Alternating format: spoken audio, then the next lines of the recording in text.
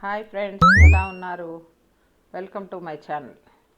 నేను ఈరోజు కాకరకాయ ఫ్రైని చూపించబోతున్నాను. కాకరకాయని బాగా కడుక్కొని ముక్కల్ని సన్నగా తరుక్కొని అందులో కాస్త ఉప్పు వేసి కొద్దిగా పసుపు వేసి గట్టిగా పిసకాలి. కాకరకాయ ముక్కల్ని గట్టిగా ప్రెస్ చేసి పెట్టాలి. పిసికినట్లయితే అందులో ఏమవుతుందంటే ఉప్పు బట్టి ముక్కలకి ఉప్పు పసుపు బట్టి దాంట్లో ఉన్న పసరంతా బయటికి వస్తుంది. రసం ఉంది కదా, రసం అంతా బయటికి వస్తుంది. దాన్ని గట్టిగా ఉప్పు పసుపు వేసి మంచిగా మనం గట్టిగా పిసికినట్లయితే దానికి ఉప్పు పట్టేస్తుంది అన్నమాట.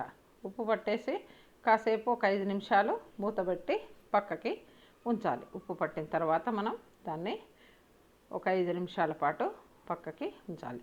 బాగా కలపాలి, మొత్తం కలిసేటట్టుగా అన్ని ముక్కలకి బాగా ఇట్లా ప్రెస్ చేసుకుంటూ ఆ ముక్కల్ని బాగా పిసుకుతూ కలపాలి. కలిపి ఒక పక్కకి పెట్టాలి. మూత పెట్టి ఓ పక్కకి పెట్టుకోవాలి. పెట్టిన తర్వాత దాన్ని ఇప్పుడు ఏం చేయాలి, మనం ఒక మూకుడు తీసుకొని దాన్ని గట్టిగా ఒక ప్లేట్లో ముక్కల్ని గట్టిగా ప్రెస్ చేసుకుంటూ పిసుకుతూ గట్టిగా పిసకాలి. ఆ రసం అంతా బయటకు వచ్చేస్తుంది. మనం 5 నిమిషాల పాటు ఉంచాం కదా, దానికి ఉప్పు పట్టేసింది కదా, ఆ రసం అంతా బయటకు వచ్చేస్తుంది. బయటకు వచ్చిన తర్వాత మనము అదంతా అలాగే మొత్తం ఎన్ని ముక్కలు ఉన్నాయో అట్లా గట్టిగా మనకి ఎంత బలం ఉందో అంత బలంతో పిండేసినట్లయితే ఆ రసం మొత్తం కూడా బయటికి వస్తుంది. వచ్చిన తర్వాత ఇప్పుడు మనము స్టవ్ వెలిగించుకొని ఒక మందపాటి గిన్నె పెట్టుకోవాలి.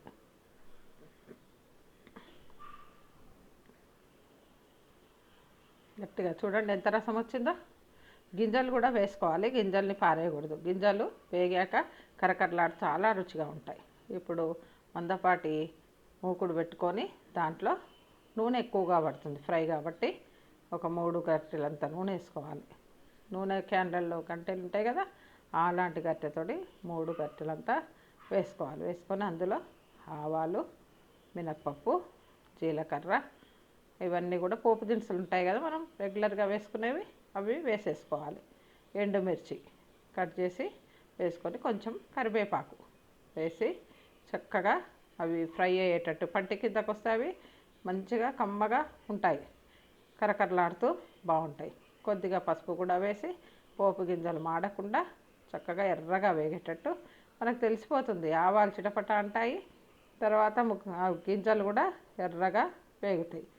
అవి వేగేటట్టుగా మధ్య మధ్యలో చూసుకుంటూ కలుపుకుంటూ ఉండాలి. అవి వేగిన తర్వాత ఇప్పుడు మనం కాకరకాయ ముక్కలు పిండి పెట్టాం కదా, అవి వేసుకోవాలి. అవి వేసుకొని చిన్నగా లో ఫ్లేమ్లో వేయించాలి. దాన్ని లో ఫ్లేమ్లో వేయించాలి, హైలో ఎప్పుడూ పెట్టకూడదు. ఏ కూరకైనా హైలో పెట్టినట్లయితే అది తొందరగా ఉడికినట్టు అనిపిస్తుంది కానీ లోపల ఉడకదు, మనకి రుచి కూడా ఉండదు. పైనంతా మాడిపోతుంది, లోపలంతా పచ్చిగా ఉంటుంది. కాబట్టి ఏది చేసుకోవాలి నెమ్మదిగా ఫ్రై చేసుకోవాలంటే దాన్ని చక్కగా మూత పెడితే మగ్గిపోతుంది. ఒక 5 నిమిషాల పాటు మూత పెట్టి అట్లాగే ఉంచాలి. తర్వాత తీసి కలుపుకొని మీడియం ఫ్లేమ్ పెట్టి ఇప్పుడు దగ్గర ఉండి వేయించుకుంటూ ఉంటే అన్ని ముక్కలు సమంగా వేగుతాయి. లేకపోతే ఓ పక్క వేగుతాయి, ఓ పక్క వేగకుండా, ఓ పక్క మాడిపోయి, ఓ పక్క వేగి, ఓ పక్క వేగకుండా ఇట్లా ఉంటాయి. కాబట్టి అన్నీ సమంగా వేగేటట్టుగా మనము చూసుకుంటూ ఉండాలి. దాంట్లో అట్లాగే వేగాక ఉప్పు వేయాలి. ఉప్పు వేసి మళ్ళీ ఒక 2 నిమిషాలు ఉప్పు వేసి కొద్దిసేపు ఉండాలి. ఎందుకంటే ఉప్పు అంతా దానికి పడుతుంది, చక్కగా పట్టిన తర్వాత మగ్గుతుంది కూడా కదా. ఇప్పుడు కారం వేసుకోవాలి. కారం వేసుకున్నాక మంచిగా కారం వేయగానే ఏమవుతుంది, ఒక్కోసారి మాడిపోతుంది. అందుకని స్టవ్ సిమ్లో పెట్టి చక్కగా మళ్ళీ ఒకసారి వేయించుకోవాలి. వేయించుకున్నట్లయితే దీంట్లోనే ఇదే రకమైన కూరని ఉల్లిపాయలు వెల్లుల్లి వేసి చేయొచ్చు. నేను వెల్లుల్లి వాడకుండా చేస్తున్నాను. తినే వాళ్ళైతే ఉల్లి వేయచ్చు, వెల్లుల్లి కూడా వేసుకొని వెల్లుల్లి కారంలో వేసి కొట్టి వేస్తే చాలా బాగుంటుంది. ఇప్పుడు కొంచెం ధనియాల పొడి వేస్తాను. ధనియాల పొడి చలవదనాన్ని ఇస్తుంది ఒంటికి.